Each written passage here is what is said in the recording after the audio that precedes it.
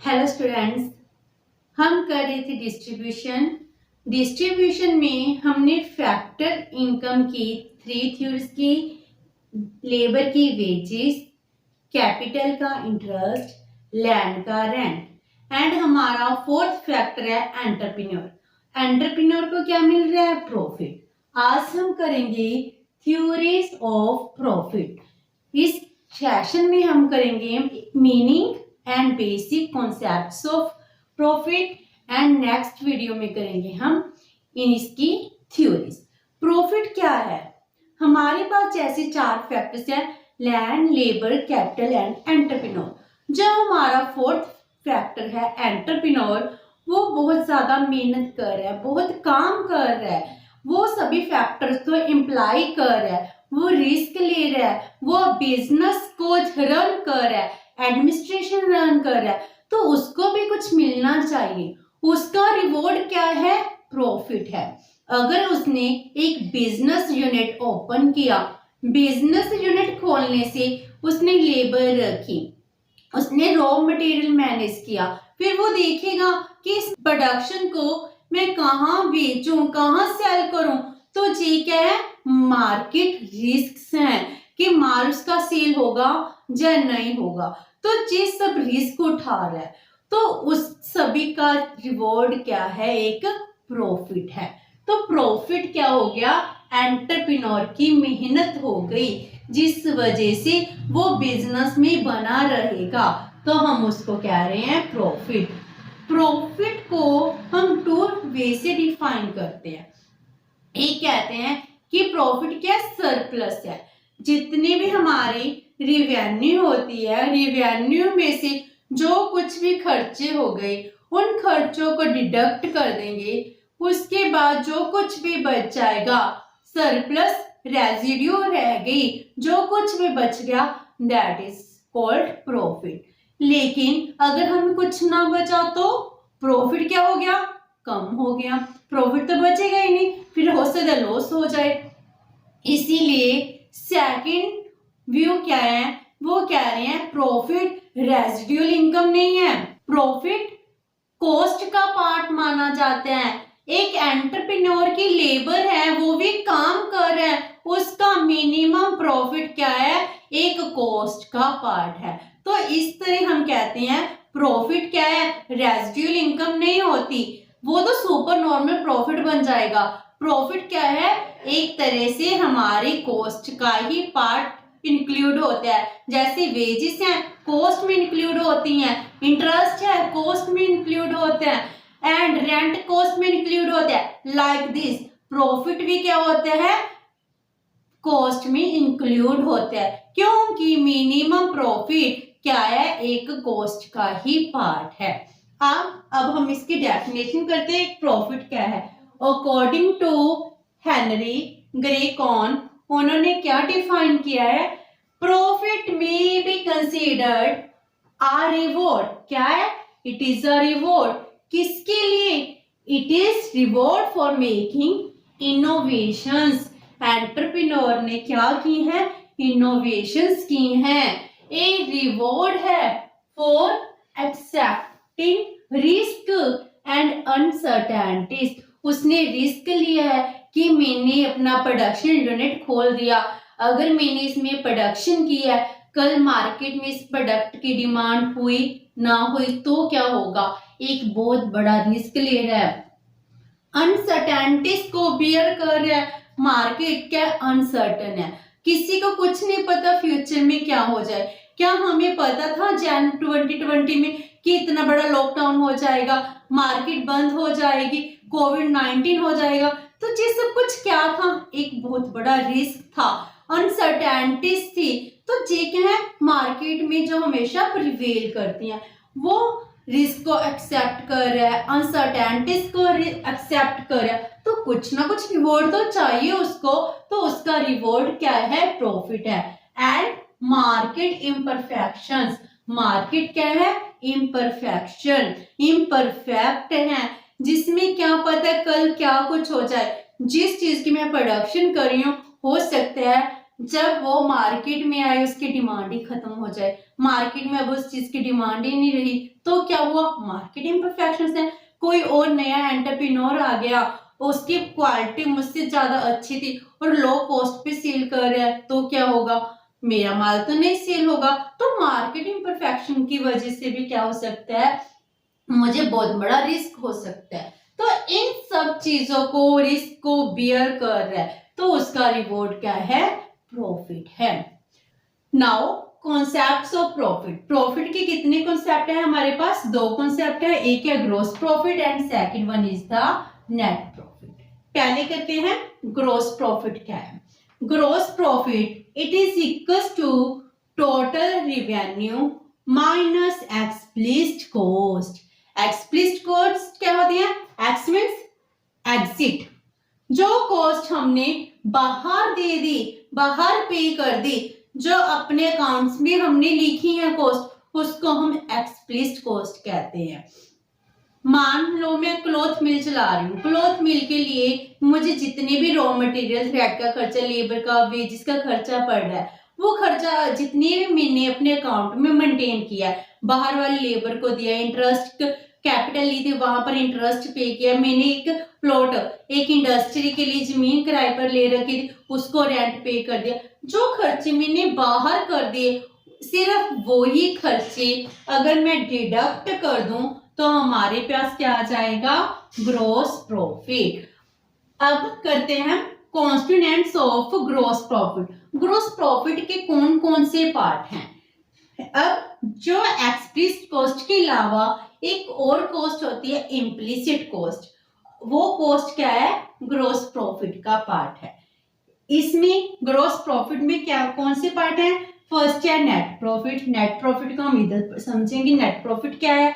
Number 2 interest on entrepreneurs on capital. मैं business run कर रही हूँ, मेरे पास 1,00,000 रुपया है, मैंने बिजनेस में लगा दिया, तो मेरी अपनी कैपिटल है, अगर मैं इसको बैंक में रखती मुझे क्या मिलता, इंटरेस्ट मिलेगा। लेकिन जहां पर मुझे इंटरेस्ट मिल रहा है, नहीं मिल रहा, तो एक तरह से वो मेरी क्या पड़ रहा है, मुझको कॉस्ट है। वो कौन सी कॉस्ट है, इम्प्लिसिट कॉस्ट है। एक तरह मैं कह देती हूँ ग्रॉस प्रॉफिट में जे एक प्रॉफिट का पार्ट है, लेकिन अगर हम एक्चुअल में माने तो जे एक तरह का कॉस्ट ही बनी ना। तो अगर उसका 1,00,000 रुपए का इंटरेस्ट पे करता तो उसको कॉस्ट पड़नी थी, लेकिन जहां पर क्या है, मैंने इसको प्रॉफिट का पार्ट बना लिया। तो एंटरप्रेन्योर के पास जितनी भी अपनी कैपिटल है, अपना पैसा है, उन पर इंटरेस्ट मिलना था, वो इंटरेस्ट अब बाहर नहीं देना पड़ा, मैं अपने पास ही रख लूंगी, तो मेरे लिए क्या बन गया, वो gross profit. Number 2 wages of entrepreneurs on labour. अब मैं काम कर रही हूँ, मैं बैठकर ऑफिस में नहीं बैठी रह रही, मैं देख रही हूँ कोई काम की जरूरत है, मैं खुद ही काम करना स्टार्ट कर दिया, किसी लेबर को हायर नहीं किया, तो क्या हो गया, मेरी अपनी लेबर लग रही है, मैं सारा दिन काम कर रही हूँ, उसका रिवॉर्ड क्या बन गया, ग्रॉस प्रॉफिट। अगर मैं बाहर लेबर लेती तो उसको मैं वेजेस पे करती, लेकिन अब क्या हो रहा है, मैं खुद ही काम कर रही हूँ, तो मेरी जो वेजेस है, मेरी अपनी मेहनत है, इसका रिवॉर्ड क्या हो गया, ग्रॉस प्रॉफिट हो गया। Rent on entrepreneurs on land. मेरा अपना एक प्लॉट था, मेरी बिल्डिंग थी, मैं वहीं पर बिजनेस रन कर रही हूँ, अगर वो बिजनेस के लिए मैं कोई और प्लॉट लेती, कोई और इंडस्ट्री लगाती, तो मुझे रेंट पे करना पड़ता, लेकिन मुझे अब खुद ही घर का प्लॉट है, खुद की इंडस्ट्री होगी, तो रेंट नहीं पड़ा, तो रेंट किसका पार्ट हो गया, ग्रॉस प्रॉफिट का। वेजेस ग्रॉस प्रॉफिट का, इंटरेस्ट ग्रॉस प्रॉफिट का। अगर इन ये सब चीजें मैं बाहर पे करती तो एक्सप्लिसिट कॉस्ट हो जाती, अब मैंने बाहर से नहीं, मेरे पास घर पर थी, मेरी अपनी थी, मैंने उसको यूज कर लिया, तो वो क्या बन गया, प्रॉफिट बन गया। And depreciation charges. अब मेरी मशीन है, मशीनरी कितने साल वर्क करेगी, हो सकता है 5 साल, 7 साल, 10 साल, तो मुझे पता है अगर मेरी 1 करोड़ रुपए की मशीनरी लगाई है, वो 10 साल बाद क्या हो जाएगी, खत्म हो जाएगी, तो उसके लिए मैं हर साल डेप्रिसिएशन चार्जेस लगाती हूँ, या फिर कुछ और कॉस्ट लगाती हूँ, तो वो क्या बन गया, डेप्रिसिएशन फंड हो गया। तो जितने पैसे खर्च हो गए ठीक है, जो बच गए वो क्या बन गया, मेरा ग्रॉस प्रॉफिट का पार्ट हो गया। तो ये सब कंपोनेंट्स क्या हो गए, ग्रॉस प्रॉफिट के कंपोनेंट्स हो गए। अब हम करते हैं नेट प्रॉफिट। नेट प्रॉफिट क्या होता है, net profit it is the gross profit minus implicit cost. Implicit cost कौन सी होगी, ये तीन कॉस्ट क्या है, इम्प्लिसिट कॉस्ट है। अपने interest on capital, wages of entrepreneurs on labour, rent on entrepreneurs on land, ये क्या है, इम्प्लिसिट कॉस्ट है। अगर मैं ग्रॉस प्रॉफिट से इम्प्लिसिट कॉस्ट भी माइनस कर दूं तो मेरे पास क्या आ जाएगा, नेट प्रॉफिट आ जाएगा। और इसको हम कैसे कह सकते हैं, total revenue minus total cost. Total revenue से टोटल कॉस्ट माइनस कर देंगे तो हमारे पास नेट प्रॉफिट आएगा। जब भी हमने इक्विलिब्रियम किया है मार्केट में, हम मार्केट में इक्विलिब्रियम करते थे, मान लो जी क्या था, एवरेज रिवेन्यू और मार्जिनल रिवेन्यू करते थे। अगर इसको हम एवरेज कॉस्ट कहते थे, जे कॉस्ट क्या थी, जे कॉस्ट क्या है, एक तरह से इसमें नॉर्मल प्रॉफिट भी ऐड होता है। अगर हम कहते हैं ना जितनी रिवेन्यू इतनी कॉस्ट है, एंटरप्रेन्योर क्या अर्न कर रहा है, नॉर्मल प्रॉफिट। यही बात हम यही कह रहे हैं, अगर टोटल रिवेन्यू से टोटल कॉस्ट माइनस कर दें तो क्या मिलेगा, नेट प्रॉफिट। अब इसके नेट प्रॉफिट के कितने एलिमेंट्स हैं और कंपोनेंट्स हैं। First of all, net profit किससे बनता है, it is the reward for risk. Entrepreneur क्या कर रहा है, रिस्क ले रहा है, रिस्क का रिवॉर्ड क्या है, नेट प्रॉफिट।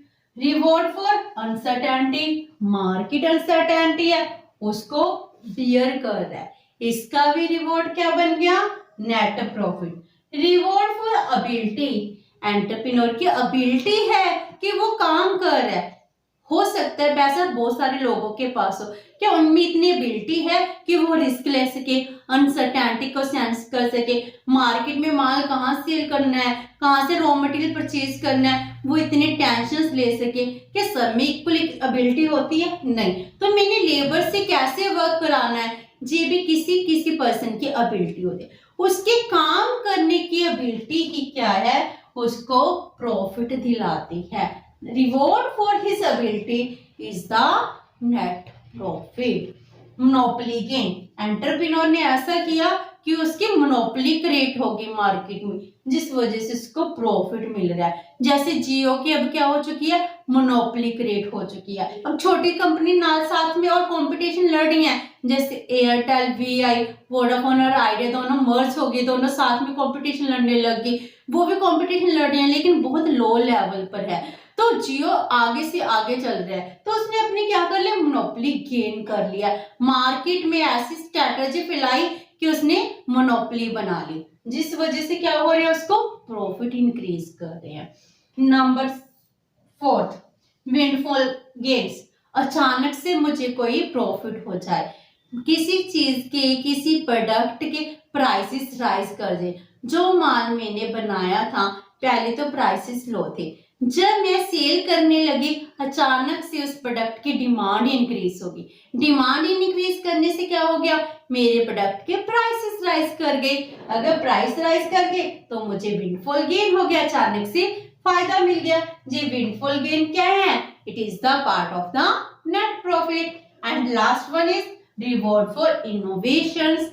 अगर मैं स्टेबल चलती जा रही हूँ, मुझे कोई एक्स्ट्रा प्रॉफिट नहीं हो रहा, अगर मैं कुछ नया ले आऊं मार्केट में, क्या हो जाएगा, नई इनोवेशन आ गई, कोई चीज ट्रेंड में ले आऊं, क्या हो गया, इनोवेशन होगी, जिस वजह से मुझे नेट प्रॉफिट होंगे। मार्केट में आप देखते हो यूथ क्या जा रहा है, जो फैशनेबल प्रोडक्ट्स होते हैं वहां पर जाते हैं, तो एंटरप्रेन्योर क्या कर रहे हैं, फैशन की नेम पर कुछ ना कुछ नया ले आएंगे, नई इनोवेशंस कर देंगे, जिस वजह से उसकी प्रोडक्ट की डिमांड इंक्रीज हो जाती है और प्रॉफिट राइज कर जाते हैं। ये थे कंपोनेंट्स ऑफ नेट प्रॉफिट। ये था meaning and components of profit. Next video में हम करेंगे theories of profit. Hope so कि आपको ये समझ आ गया होगा।